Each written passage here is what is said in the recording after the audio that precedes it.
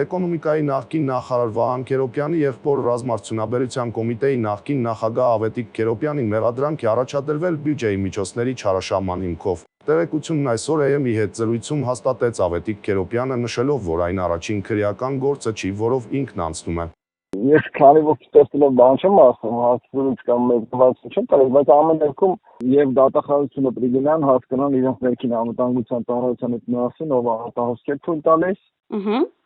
Չնայած էլի եմ ասում,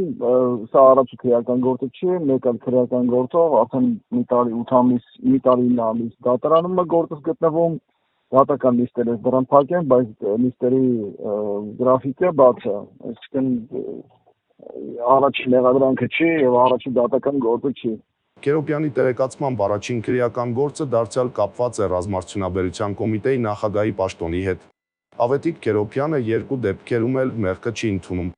Ավելին համոզված է, որ այս ամենը կապված է իր եւ եղբոր քաղաքացիական հանրային ակտիվության հետ։ Համարյա համոզված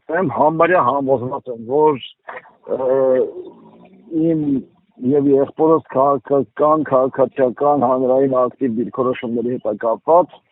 մանավանդ որ այն առաջի գործով եւ այս գործով էլ առաջի անգամ բացքնվել եմ այն ժամանակ, երբ որ արդեն եղբորս հետևից ասենանքեր են կարելի ասել, բայց դուք եք պետք է հարց տաք, նույնիսկ որպես լրագրող, նույնպես կարող եք մեկնաբանել, ասեք այսպիսի հանցագործություններ կատարած մարդ է կարած,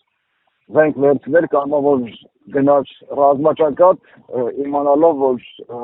շատ ավելի մեծ հավանականությունը հետ չվերադառնալու, քան վերադառնալու։ Այսինքն դուք մասնակցել եք կամավոր, հա, 44-օրյա պատերազմին։ Ես երկու եղբայրներս էլ այո, ես Վահանը եւ մեր փոքր եղբայրը առաջին օրից մինչեւ դե Վահանը մի քիչ շուտ է տուն եկել, որտեղ նախարարի առաջարկ է ստացել, բայց ես 2 ամսից ավել տանը չեմ եղել եմ ուղիղ առաջնագծում։ Ես այն ժամանակ արդեն պաշտոնից ազատված եմ, ես 2020 թվականի փետրվարի 10-ին պաշտոնից ազատվել եմ։ Նա նաև ավելացրեց, որ իշխանություններին հրապարակային քննադատում է եւ համոզված է, որ հենց դա է պատճառը, որ իր նկատմամբ մեղադրանքներ են առաջադրել։ Ես իշխանություններին հրապարակային քննադատում եմ, այո։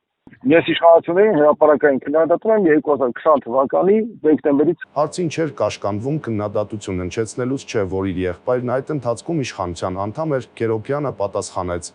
Իսկ ձեր չէր կաշկանդում, որ ձեր եղբայրն էլ էր իշխանության անդամ այն ժամանակ։